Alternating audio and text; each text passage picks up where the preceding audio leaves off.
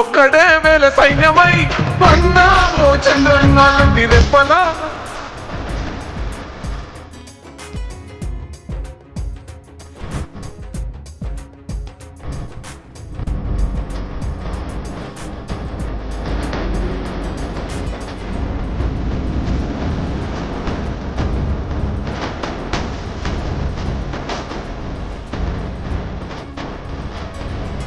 మీ పాలనంతా యుద్ధాక నరగరేసి బతికారులే వీధల బిడ్డలు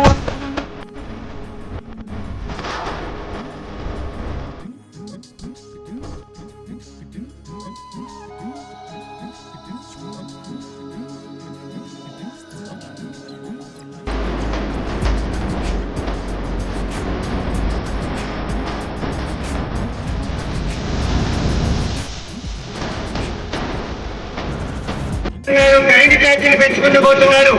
ఎక్కడైనా కూడా ఆర్టీసీ ఛార్జీలు పెంచారు.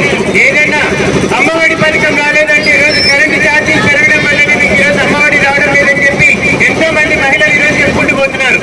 మాట్లాడితే సంక్షేమ పథకాలు ఇచ్చుకుంటూ పోతున్నామని చెప్తున్నారు. కానీ ప్రతి ఒక్కరి దగ్గర ట్యాక్సీ రూపంలో కరెంటు ఛార్జీల రూపంలో డబ్బులు వసూలు చేసుకుంటూ ఏదో వాళ్ళకి నచ్చిన ఒక 10% మందికి 20% మందికి మాత్రమే ఈరోజు సంక్షేమ పథకాలు ఇచ్చుకుంటూ ఈరోజు తెలుగుదేశం ప్రభుత్వంలో ఉన్న గృహం పథకాన్ని తీసేస్తారు.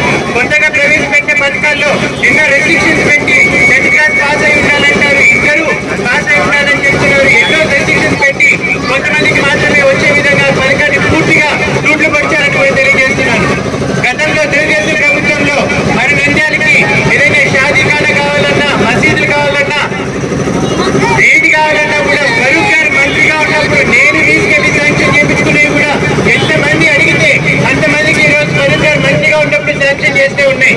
కానీ వైఎస్ఆర్సీపీ వచ్చిన తర్వాత ఈ శిల్పా రవి ఎమ్మెల్యే అయిన తర్వాత ఏ ఒక్క దగ్గరైనా మైనార్టీలకి పనికొచ్చే విధంగా మసీదులు కానీ, షాదీఖానాలు కానీ ఎక్కడైనా కూడా శాంక్షన్ తీసుకొచ్చారని కూడా సూటిగా ప్రశ్నిస్తున్నాను. ఎంతో మంది పేదవాళ్ళకి ఉచితంగా ఇల్లు ఇస్తామని చంద్రబాబు నాయుడు గారు హామీ చెప్పి, అలాగే ఉమానాయుడు గారు గారు చెప్పినట్టుగా ఈరోజు తీసుకోవాల్సిన 10,000 ఇల్లులు కట్టించి రెడీగా ఉన్నాయి. చంద్రబాబు నాయుడు గారు ఉచితంగా ఇస్తామని చెప్పి ఎలక్షన్లో హామీ ఇచ్చినారు. రెడీగా ఉన్న ఇల్లులు కూడా ఇప్పటికి వైఎస్ఆర్సీపీ నాయకులు ఎవరికి కూడా లేకుండా కూడా ఈరోజు చేస్తున్నారు. దాని మీద చిత్తశుద్ధి లేదు. కానీ ఈరోజు నంద్యాలలో పెరుగుతున్న క్రైమ్ ని ఎంకరేజ్ చేసుకుంటూ రౌడీ మూకల్ని, లేకపోతే కమిషన్లు అడుగుతున్న కౌన్సిలర్లని, లేకపోతే ఎవరైనా బెదిరించి డబ్బులు వసూలు చేసే కౌన్సిలర్ని ఎంకరేజ్ చేసుకుంటూ పోతున్నారు తప్ప ఈరోజు శిల్పా రవిచంద్రకిషోర్ గారు ఎమ్మెల్యే అయిన తర్వాత నంద్యాలకి చేసి లేదని కూడా ఈరోజు సూటిగా ప్రకటిస్తున్నాను. ముందుగా ఏదైనా రివ్యూ మీటింగ్ పెట్టి ఫస్ట్ క్రైమ్ రేట్ తగ్గించే విధంగా చర్యలు తీసుకోవాలి. మున్సిపాలిటీలో జరుగుతున్న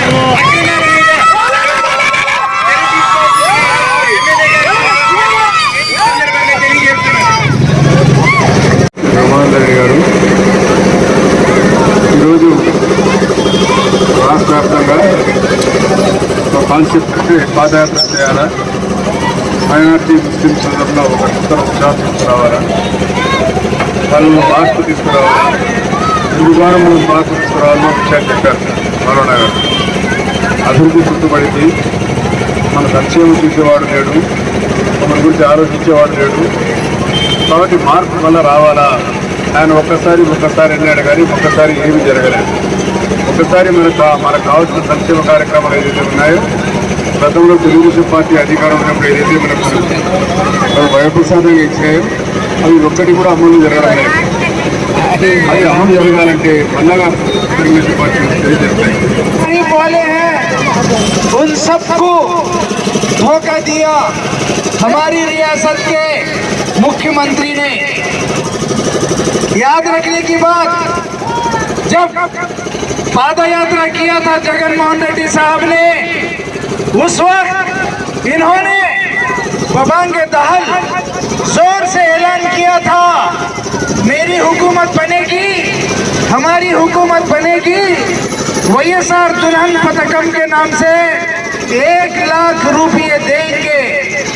लेकिन आज जगनमोहन रेड्डी इस रियासत के मुख्यमंत्री सुन ले कि आज तक 1 रुपया भी किसी गरीब खानदान की शादी के लिए नहीं दिया।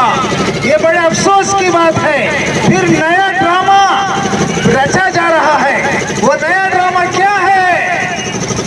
जब मुसलमानों ने, माइनॉरिटीज ने रोड पर चढ़कर, सड़क पर चढ़कर एहतजाज किया, एहतजाज बुलंद किया, तो